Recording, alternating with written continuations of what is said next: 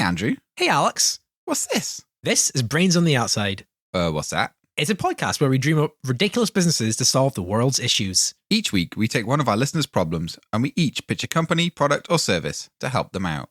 And then we bicker about whose was best. Previous ideas have included a tribute version of Formula One and a super invasive but super accurate Magic 8 Ball. So, Alex, people might not know this, but we have this podcast together. Mm-hmm. We work together. Yeah. And your job involves going and seeing lots of robots. Mm. What is the favorite robot you've ever seen? My favorite robot I've ever seen. Yeah. When we went up to Edinburgh and we went into the assisted living quarters at the Robotarium at Heriot-Watt University, and there was a robot in there who looked like he was going, "Ay!" That was my favorite robot. The A robot was good. Ay! I hope the listeners understand just from that noise. Yeah. The shape his hands were at. Yeah. It's hard to visually describe it. It is. But it did look like he was going A. It did, yeah. I think I have a photo somewhere. I'll maybe see if I can stick it on one of our social things. What was your favorite robot? I just like the classics. I like the robot dog.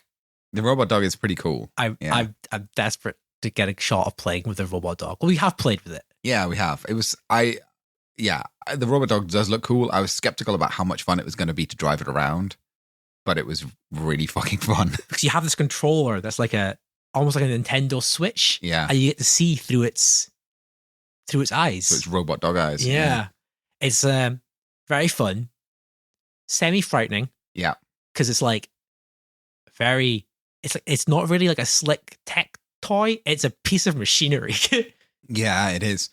I my favorite thing about that was how often we were told that it would break our fingers. Yeah. Not many meetings you're in where it's like, don't let children go near it. Or don't you dare strap a gun to it. Yeah. And we're like, what do you think we're going to do with this robot dog? We really have a crazy job. Our jobs are really bananas. We get to do a lot of fun things in the real world. I think it's fun balancing off doing fun real world things and then doing real business work here. Yeah, this Crunching is the real out, work. Yeah, real work, solving really difficult, advanced problems that require just really innovative solutions. Yeah, that's true. Do we have something for this week? Do we have a listener? Yeah. Prompt. Yeah, we do. This week? We do have a prompt this week. Do we? Yeah. Okay. Let's listen to it. Yeah. Hi, Brains on the Outside team. This is Gary from Icebound Ice Rink.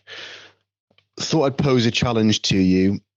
So we have one big problem running an ice rink, which is we have a really busy schedule through the day, from ice skating lessons in the morning. We have a disco mid-afternoon, and then we have ice hockey in the evening. But at 11 o'clock every night, we close the ice rink and it is completely vacant from 11 until about 7 in the morning. So my challenge to you is, what could we do in the downtime when the rink is empty, but the ice is still cold, and we've still got the climate control in place? Thank you so much, Gary. See, this is what I'm talking about. We don't get these sort of problems to handle at work. We don't know. I feel like we should. I mean, this is a real problem for ice rinks. I genuinely would love to have a serious go at tackling this. Yeah. And I have a lot of ideas. Yeah. You have a lot of ideas? Yeah, Andrew, I've got a bunch of ideas. So what I think maybe we should do slightly differently this episode is throw out a bunch of stuff and then we can pick two at the end, which are the ones that we then go back to Gary. Okay, right. With, yeah. Because I got loads of things bouncing around inside my head just off the back of listening to this. Let's bring them out. We workshop them. Yeah. And then you can choose a candidate for Gary's solution. So obviously they are jam-packed 7 a.m. till 11 p.m. From 11 p.m., everything's still on except the lights because they have to keep it cold. Yeah, that's what it sounds like. So 11 p.m. till 7 a.m., it's cold and empty. That must burn a lot of money. It must burn a lot of money during that time. So I was thinking about what things happen in that time period where you do need to be a bit cold or you need it to be cold. Mm-hmm. Obvious answer, fish market. Okay. Yeah. So, you walk in at 2 a.m. and there's just tuna all over the floor and haddocks and other fish and seafood just laid out there, and there's people walking around. So this kind of works. I imagine you stumble out of a club, and instead of going to McDonald's, we go to your fresh fish market at the ice rink. Well, Andrew, generally people don't go to the fish market to buy fish for themselves. They go to the fish market because they're buying fish for their restaurants and things like that. So they're used to buying fish market stuff in the middle of the night. I mean, you could stumble out of a club and go and buy a whole tuna and then have a gnaw on that on the way home. But people on the bus are going to fucking hate you. That's fair. A whole dead fish there. But I feel like for the catering trade, that's what they do. They get up early. The boats come in. They unload the fish. They go to the fish market, which is refrigerated room to keep the fish nice and fresh. So we just use the ice rink for that instead. Couple of caveats. Yeah. Ice may be covered in blood the following morning. That's a possibility. Yeah. And also, it's a bit risky to go into there and buy the fish because you have to slide around all over the place. So maybe it's only a fish market for people who can skate. I was going to say, though, if you're wearing skates, then that's also a device you use to cut the fish with. Oh, so you could have like some really cool, very skilled skaters going around cutting and gutting the fish with the blades. Skate cut fish. That is a selling point, isn't it? Yeah. You pay more for that. Yeah. You pay a lot more for that. Yeah. Now, I am a bit worried about the synergy. It doesn't fit. It's a great idea. Yeah. But I'm worried about that transition. Okay. Back from market to actual skating rink. Yeah. There is a chance that the Zamboni first thing in the morning just smears blood and fish guts all over the floor. Another way of looking at this, though, is a new challenge for the Zamboni company. Yeah. It's true. Yeah. Or we just put a huge sheet of cling film down over the ice. So it's still cold, but it's protected. I like that too. It saves a bit of work in the morning. Yeah. I'm not sure how big they make sheets of cling film, but we can figure that out. Figure that out. What do you got that's better than that, Andrew? So, my initial idea is, I guess it's animal related as well. Okay. So, I've not actually watched the film Bambi, but my understanding is Bambi has a difficult time walking on the ice. And there's lots of icebound animals there that they can't really walk that well on the ice. Baby deer, maybe baby penguins as they're little. I don't know. But during the day, ice rink's an ice rink. During night, it's a Bambi ice walking training zone. You get the zoo in, you get all the barnyards near to bring the animals that really would need to learn to walk on the ice but can't. Yeah, that's pretty good. Actually, that's pretty good. I haven't seen Bambi either, but I know exactly what you're talking about. So that feels like it's right there in the zeitgeist. It's in the brain. It's in the brain. People know. And imagine, right? You can sell tickets to that because imagine how cute that would be. You're on your walk to work. For some reason, your work is your commuting starts really early. Your commuting starts at 6 or something for some reason. Yeah. You could go along here before work and see a little deer learn to walk. You can sell tickets to that. That's good. Yeah. That's good. I'm going to go completely the other way. Okay. What about morgue? I mean, yeah. Temporary overflow morgue. Oh, because I was going to say, what happens during the day? Do they go back to the regular morgue? Well, so what I imagine is at an actual morgue, like during the day, you have quite a lot of staff to get the bodies through. Mm-hmm. Yeah, but overnight, the night shift is probably a bit slower, right? Quieter. So there's only probably maybe 1 or 2 people in the morgue for the people who die overnight, and I imagine that people die at a standard rate during the day. So I guess there's a bit of this venue could be host to the happiest moments of someone's life and also the saddest. Yeah, exactly. There's something beautiful and poetic about that. Yeah. And we just, maybe with the big sheet of cling film down again, it's just a holding place. We just got bodies out on the morgue. Both your ideas involve effectively dead animals on cling film. All right. This is a judgment-free zone. I'm not judging.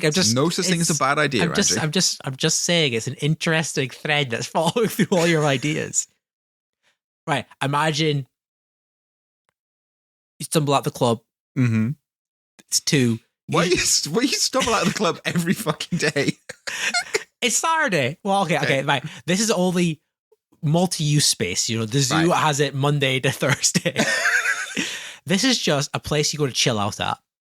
You've been literally chill out. Chill out, yeah. You've been in a hot, stuffy room for ages. All you want is you want to go somewhere that's nice and chill now. And you go in there, you chill. Maybe you scrape some ice off the thing and make a little slushy to drink.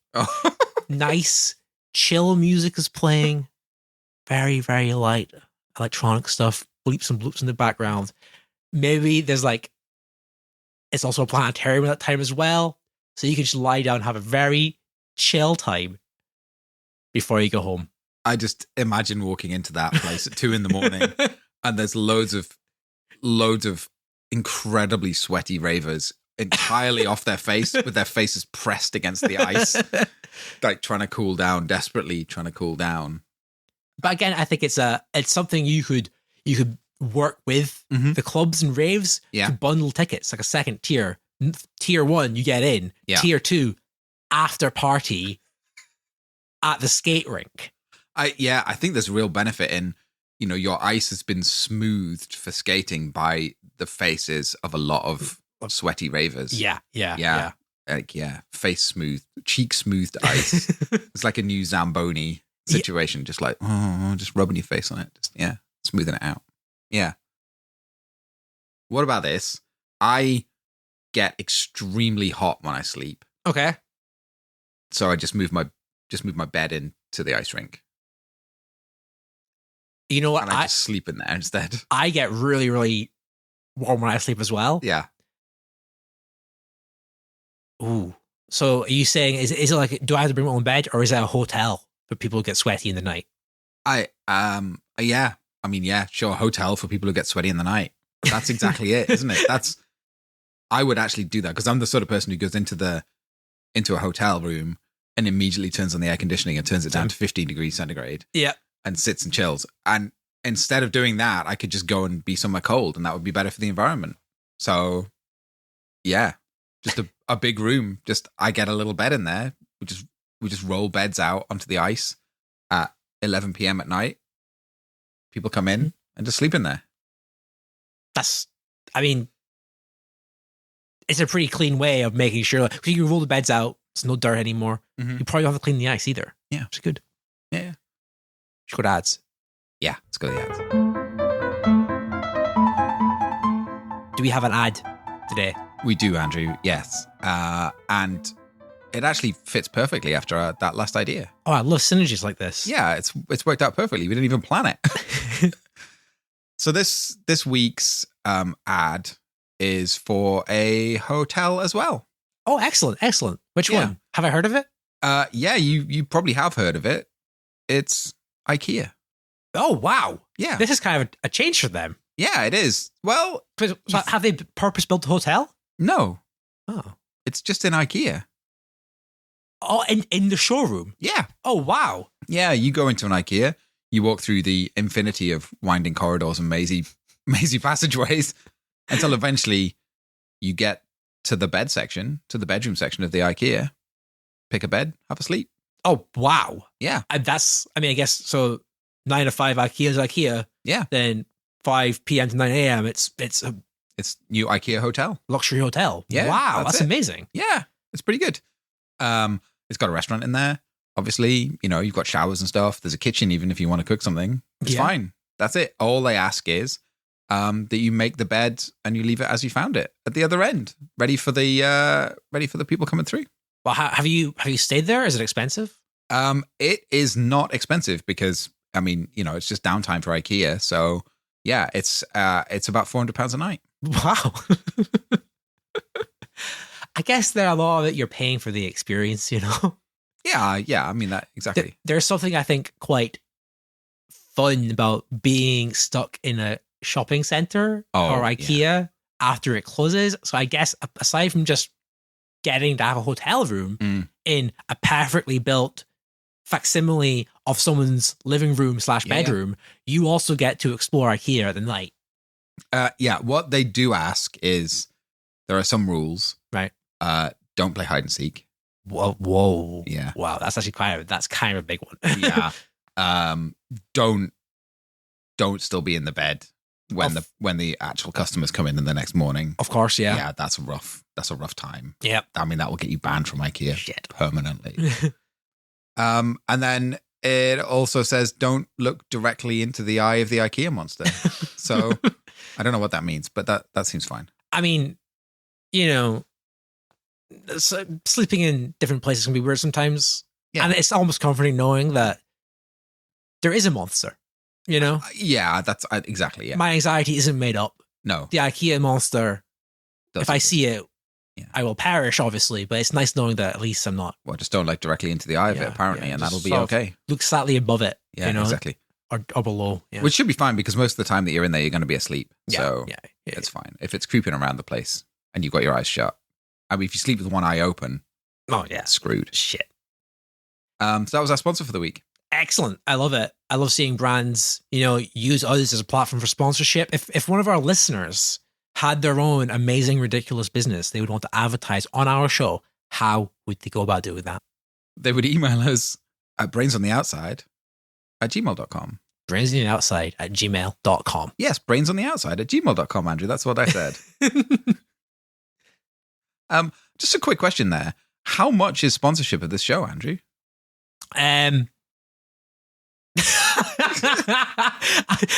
Imagine if you had the audacity to charge people. Yeah, just cost you some good vibes. Just good vibes. And your time. Yeah. Your valuable time. Before we each choose our candidate idea to send to Gary, I have a couple more to throw in. Okay. So, illegal street racing usually takes place on the street. Yeah. However, this doesn't work for every vehicle, specifically the Zamboni, the ice cleaner. You can't Zamboni underground illegal street race Zamboni on the street because you need ice.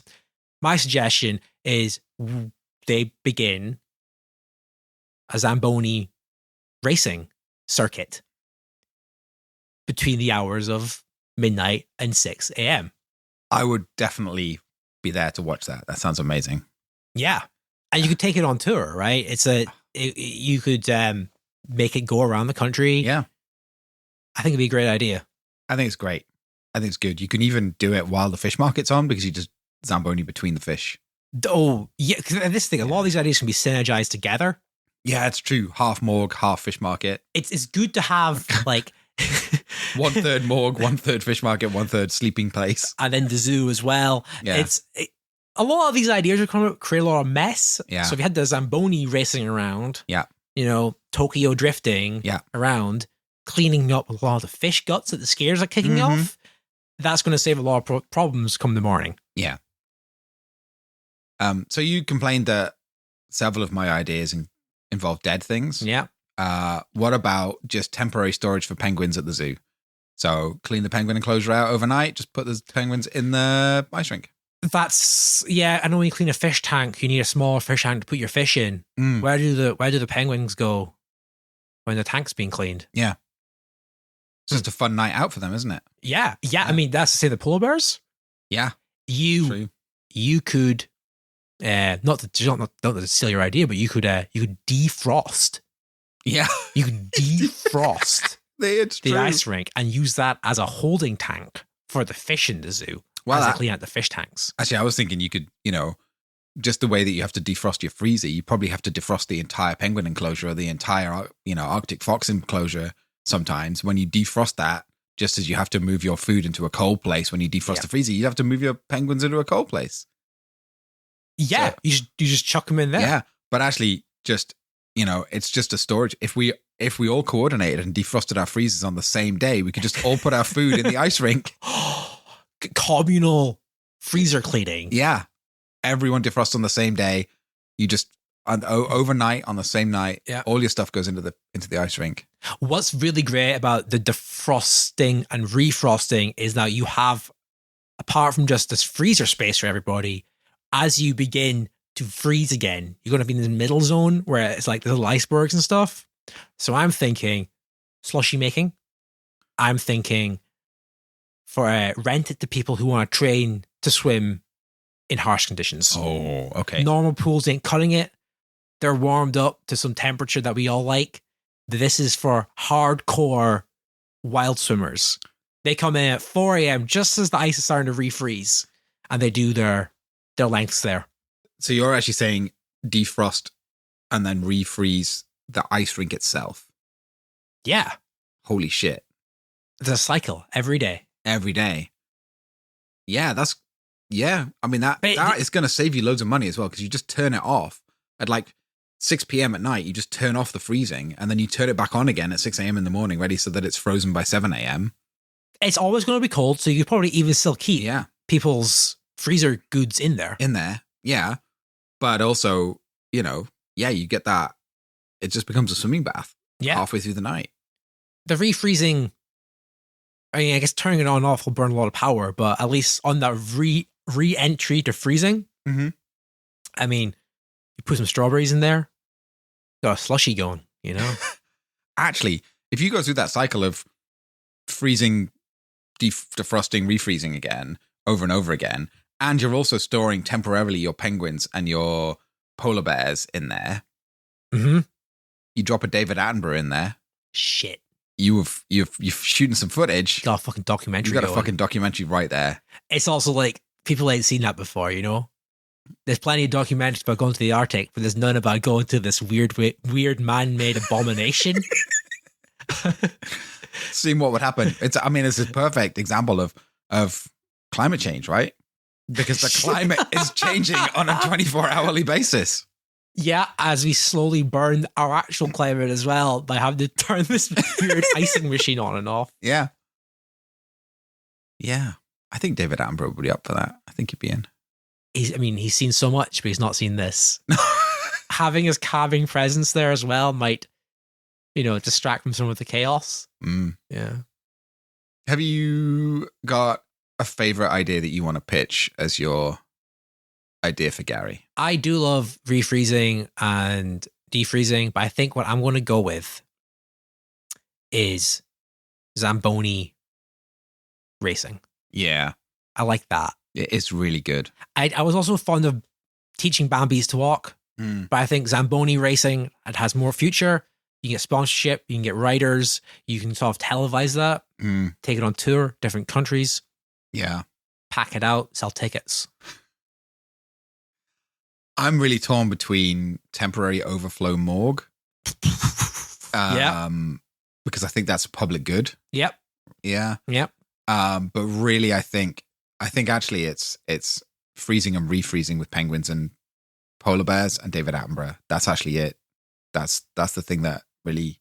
Yeah. I think there's so much benefit to that because you get to charge the BBC a lot for. So you refreeze it. Space. You got multiple revenue streams there. Yeah. You got David Attenborough himself. Obviously, he's paying to do this because he loves it so much. You've got the BBC who are paying you for the space. Yep. To do it. You've got the zoo who are paying you for the temporary storage for the penguins, the polar bears, the Arctic foxes, anyone who's cold. Yep. To be honest, you could chuck some warm animals in there as well and just see what happens. Chuck a koala in. I think you have a pretty strong pitch. Yeah. I would say my Zamboni racing, the BBC will be paying to show it on air. Wait a minute. Hang on a minute, though. It's illegal Zamboni racing. That's how you described it. So shit. The Beeb ain't getting in on that, man. You're going to be dumped on Channel 5. It's going to be cool, though. Yeah. You want the street cred. You need something to bring the people in during the day. And you're going to go to the home of illegal Zamboni racing. But dangerous, but exciting, pretty cool.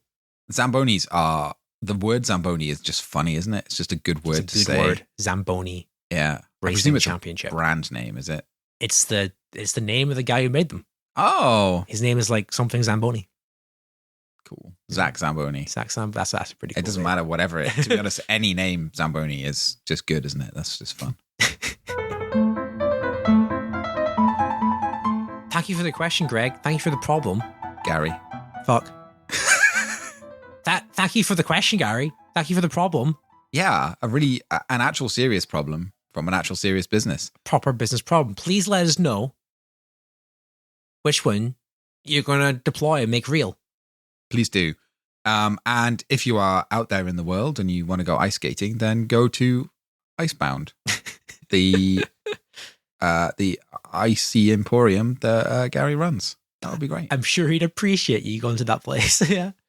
Um, We don't actually have, we've recorded a bunch of episodes today, so we don't have the results from last week, but we'll get them all next time. we will. Yeah. If someone else had a really serious, actual, proper, real business and had a really complex business problem that they wanted us to help them solve, what would be the best way for them to get in contact with us, Andrew? Well, if you have a definitely very real business with a definitely very real problem and you need it definitely solved, you should email that as a voice note or just as words using your fingers on the keyboard to brainsontheoutside@gmail.com.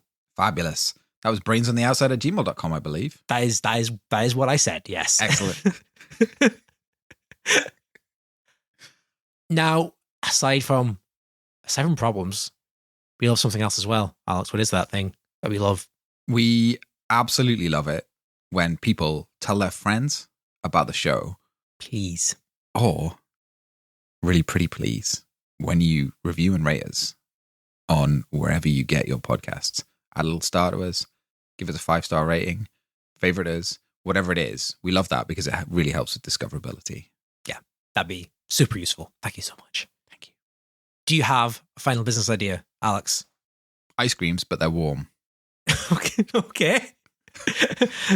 Do they melt? Keep your brain on the outside, Andrew. Keep your brain on the outside.